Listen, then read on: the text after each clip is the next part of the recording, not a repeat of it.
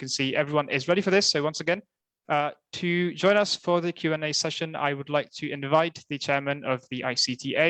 We have Oshada Senanaika, the chairman of John Keells Group, Krishan Balindra, the CIO of John Keells Group, Ramesh Shanmuganathan, the director of developer relations at Microsoft Asia Pacific, Annie Matthew, the head of John Keells X, Vishant Vijay, and at this time, to moderate the Q&A session, we have none other than the founder of Arteculate Asia.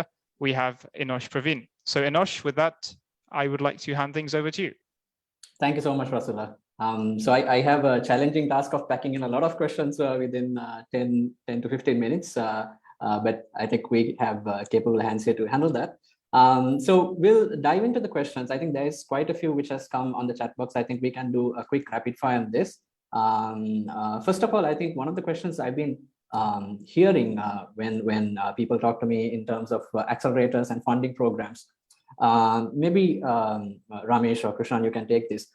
Why exactly, you need to get funded? What's the difference between bootstrapped and funded? And there's also another school of thought, people say, chase customers, don't chase investors. Any thoughts you can add, Ramesh, on that? Like Krishan said, it's not about that we want to throw money at someone, but it's about what we are looking for is a great team, right? As I said, ideas are something which you could pivot, but if anyone is looking for some seed capital, we are willing to invest, right? So if they can bootstrap and if they have the ability, then so be it. So we can still provide the mentorship, the platform, the access to corporate services. So money is yet another thing in terms of funding, right? But there are so many other things that we bring as John Keells X, right? That is what we would want to elaborate as a corporate accelerator. We've seen as a conglomerate, a lot of the business go through ups and downs, and we know that experience definitely could help a startup, right? I mean, that's where probably I think we are coming from. Maybe Krishan could add to that. Yeah, I think why chase investors? The reality is that you know, apart from everything else you need the funding as well. And if you can't raise it, from your own sources, then you have to chase behind investors. That's the reality. Chasing customers, all that you need to do, but you will need capital. So we are there for that as well, apart from everything else we offer. Right. Okay. So there is another usual, a very common question that usually comes from early stage startups or people who are aspiring entrepreneurs and aspiring startup people. Is will they steal my idea? That's very common. I think even Dhammika on one of the videos, he tells that people just walk into my room and they say, I have an idea, would you fund it? And when he asks what's the idea, they say it's a secret, I can't tell you right now. So any thoughts on that?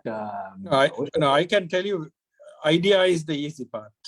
Idea is the easy part, strategy is the easy part, execution is the difficult part. So converting an idea to something successful, it's much, much more than an idea. So I wouldn't worry about sharing your idea.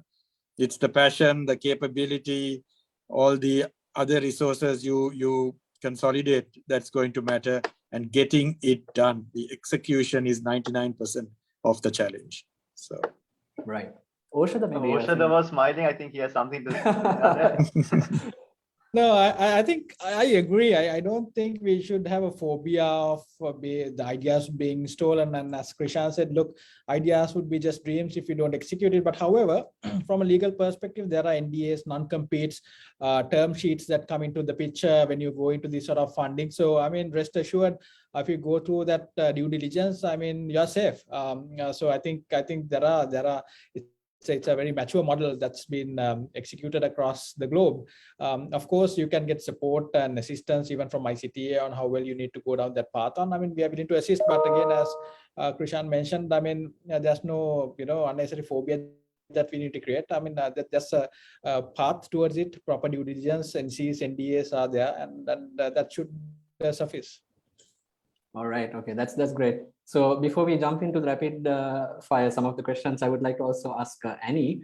An interesting phenomena that we actually saw firsthand is there were some of the programs last year and late last year that we had specifically catered for women and women entrepreneurship and women in startup. But what we saw was that, some people who even joined, they were quite hesitant. It's not that they didn't get the opportunity. They got the opportunity. They were in the limelight, but they were hesitant to, go out. They were hesitant to participate. They were hesitant to present. And some of the reasons were like, they were probably uneasy to, let's say, being in a man's world. So any thoughts you would like to add on that, Annie? And that's quite natural. That's the first thing I would say. If you have ever been in a room where you are the only man and 100 men around, you would know the feeling. I'm sure you haven't been in a room like that. All our environments. You mean only woman and 100 men, right? You would be the only man with 100 women in the room. Oh, I would love it. But yeah, I haven't been, unfortunately, but. And so as in a formal presentation or something like that, That's I don't true. know, party. Yes, that's true. That's true. Yeah. So it's quite real, the problems women face, and the fact that men probably do not understand all of that. That part is real, because human bias is one thing for which the only way to overcome bias is through diverse experiences and bringing in diversity and there's no one solution for bias, right? And so when we often come across this in even tech community speaking, that women speakers don't come back a second time because the way the men ask the questions are perceived as rude or abrupt by women, whereas men are just asking that question. That's the way they ask. Interrogatory. So that's the difference, yeah. And To counter that, accelerator programs that like this, if you really want to be inclusive, will need to acknowledge that it needs coaching, mentoring, nurturing in a different way. Definitely. And we are absolutely sure that, JKX is giving a good platform that, there is always room for diversity and inclusion. So we'll jump into some of these questions. So there is one question which was interesting. So that is Arunya Sabaranjan is asking, does a working business mean we need to have customers also? Vishant, maybe a jab at that? Yes. So why I mentioned that was we would look at businesses that are ready for acceleration, and we wouldn't want you.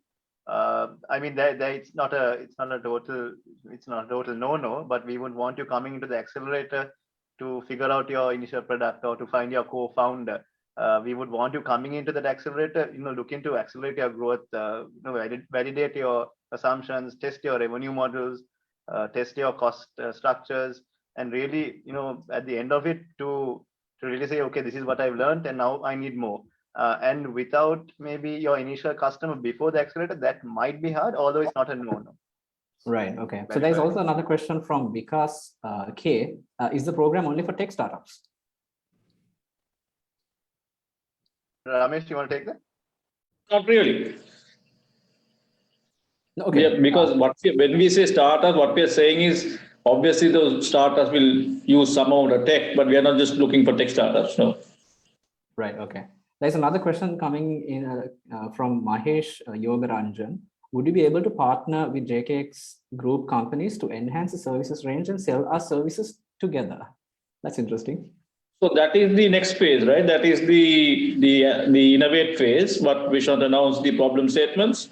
So we start tomorrow. So there are 5 problem statements which have been listed, but obviously that will evolve, right? Because it's going to be a rolling thing in terms of hackathon. So I think keep probably watching the website, and I think you will get more problem statements coming along the way. But just to add to that, Ramesh, apart from the innovate stage, even in these companies that get chosen, if it's a fit with any of our businesses, they can start working together possibly. Yeah. Right. Also, is this entire program going to be virtual or in person? It's going to be a hybrid version of the program, because we feel some of these elements should be in person. It's I think Maria mentioned at the start, as much as we're investing in the idea, we're investing in the founders. And it's very hard to get to know I mean, it can be done, but it's very hard. It's not that in-person setting where you really get to know the founders. So it'll be a hybrid program. Right. So we have a quite long question. So it's from a person named Anonymous Attendee. Please put your names in. We are not going to steal your name. So this person is asking, following up on what Annie and Ramesh mentioned, would a startup having partnership agreements with much larger corporations, partners, reselling and implementation, their solutions be allowed to apply? Agreements to resell are local. Any thoughts on that? So I think we need to understand that a bit clearly, because if there are kind of restrictions in terms of current agreements, then we will have issues. But if there are no kind of conditions, right, then we can look at that. Right. So one question to Krishan. So Krishan, you specifically mentioned, other than funding, you mentioned about expertise and experience that you offer as the benefits of this program. I think namely you mentioned finance, legal, and board composition. Let's take someone who's like really starting out, who doesn't have any idea of all of this, and they're just looking at the money. And do you think all of these things are important, at the very start, at the get-go? And how does all of this, play out in the real world? And how does it make sense? Any thoughts from you, Prashant? No, just of course it will matter, because the moment you start getting funding from third-party investors, you have to bring a level of governance into how you operate. I mean, it can be three or four of you working out of a garage to begin with your own money. But if you're taking funding from others, then there has to be a minimum level of governance. You don't have to have the governance of a listed company on the stock exchange, but you have to bring in some governance. And I think that is one area where we certainly can help, apart from all the business experience we can bring. But I don't think, you've got to realize that, as you reach a certain stage, you have to bring that governance in. There is no choice. Right. Some very thoughtful words. So I think that's definitely something we need to also look at in terms of early stage startups. Another question from Shohan Kulasuri: is JKX interested in startups looking to enhance government and citizen services? Yeah, I mean, I don't see why not. Yeah. Any startup which that's another adds value track to a customer. also. That's another track also. I think also that you could maybe mention, we are talking to ICTA to launch a government track as well. So definitely we can look at this a part of this as well, and we also talking to also in terms of looking at government specific problem statements as well as iteration to our JKX innovate phase.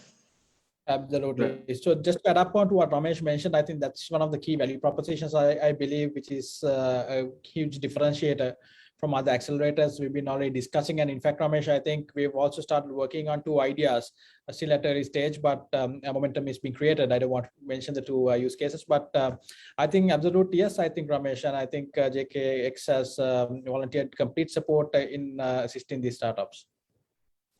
Nice. Thanks, Roshada. I think this question is for Vishan. There is a lot of questions coming in, so I think we won't be able to take everything. Definitely, we will have emails and social media open. You can definitely reach out. This question is from Chonil Veera Vansa. Sorry if I butchered your name. What makes a presentation or a business stand out at a glance to make it attractive to an investor? Vishant? Very quickly, size of the problem, the market, and the founding team. I think those 3 are the main things that we would look at. I guess at an early stage, it's more the founders, right? The founding team, what they bring to the table, the unique insights they would bring, the complementary skill sets, their passion, I think their commitment most of all. So how the founding team really pitches themselves, their skills, I think it will make them stand out.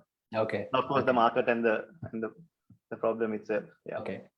So something very important, right? When it comes to startups, one of the main areas that a lot of startups struggle with is product market fit. I would also like to draw some attention in terms of a classic example is Keells Online, where you start something 20 years ago with a visionary mindset, but it takes 20 years for it to suddenly blow out and become a success. But for someone like JK, John Keells, who has a lot of muscle to keep it even running at the background, it's possible. But let's say it's a startup who is completely banking on a very revolutionary idea. how do you, from JK's point of view, do you recognize those ideas or do you, reject it outright? Or, how does it work when it comes to product market fit for the right time and the right solution? Ramesh, Prashant? Ramesh, why don't you go ahead? Yeah, up to the founders, right? Because the issue is we are not going to kind of, we will obviously validate, we will kind of be a sounding board in terms of testing your idea, right? But ultimately, it's your idea, it's your business. So we are not going to say, don't do this or do this, because ultimately we are going to test your conviction as founders in terms of that business idea, whether it could scale, right? So I think, we use it as a sounding board, that's all, right? The panel of judges, all of us come with maybe kind of years of experience in different areas. So use it as a sounding board and refine your idea, and all we want is for you to be successful. Right, okay. Krishan, any thoughts? No, nothing to add. I mean, I would really concur with what Ramesh said. Yeah. Right. Okay. So we're almost drawing to a close. So just a couple of closing questions. So I think we also know, the current situation, how Sri Lanka is moving forward. So maybe, as a aspiring founder or an entrepreneur, if we ask the question, why now and why Sri Lanka, what would you have to answer? Oshada, some thoughts from you? Yeah, I always believe amidst challenges, you have great opportunities, right? And today, I think Sri Lanka is at an inflection point in terms of setting ourselves and differentiating ourselves from other destinations. Number one, in terms of innovation hub. Number two, in terms of radiating out products that can make impact across the globe. So I believe as much as significantly there's been a lot of negativities revolving around, I believe the ICT industry's impetus has been tremendous. I mean, as I mentioned again, we have tremendous tractions. Look, I mean, out of 16,000 applications, we have the best co-working space coming out of Sri Lanka. We have the startup ecosystem hero coming out of Navindrikand Sri Lanka. We have two organizations that's gone on IPO amidst any sort of speculation, getting oversubscribed exponentially. I mean, and we've seen this, and the tremendous commitment from our end, from the public sector again has ensured that there's a tremendous support. Now, one simple thing, I mean, we are still on a zero tax base for startups, right? We are on a zero tax base. The recent budgets has ensured that there's not going to be even any business registration charges for new startups. I mean, these are absolute actions of intent. Again, look, we cannot control the macro environment or economic conditions, but I believe still we have the best chances of springboarding in this opportunity that COVID offers globally. And I think we need to pounce on it. And I think that's all it takes. I mean, you can see the future. True, very true. Absolutely encouraging words, Oshada. Thank you so much for that. Maybe just one last question, Annie. You're someone who's seen startups, in the region. So we would also like to see, because when it comes to probably a lot of entrepreneurs here, they have this island mentality. It's about the city and, maybe go all out wide to the country. But the thing is, when you zoom out, the country is so small. So, we're probably stuck here.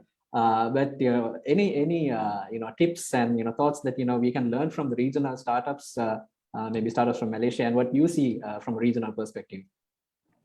Regionally, I'm very excited about Sri Lanka. I don't know about island mentality. I don't think it's there. This is one of the hotbed for technical skills, and tech is underpinning innovation now. So, and of course, world over, they acknowledge that the next level of innovations that are going to disrupt are going to come from Asia. Just the level of our, in India, we call it jugaad, that is, our quick and dirty way of solving things. Actually, those things grow into brilliant, innovative ideas as well. Nice. India just has 33 unicorns, I think, this year. So next up is Sri Lanka. There you go. So we have the people, the skills are just waiting to happen. Amazing. Thank you so much, all of you, the titans that we have in Sri Lanka, and the beautiful island that we have. Some words that really resonated with me was Krishan saying, when you get punched, get up back again. It was like almost like the Rocky movie. Ramesh told, build the Lego block that everyone else could use. Some really encouraging words, and thank you so much for spending your evening with us. And I hope it was helpful for the people who participated today. Definitely looking forward to a truckload of applications coming in. And over to you, Russell. Thank you.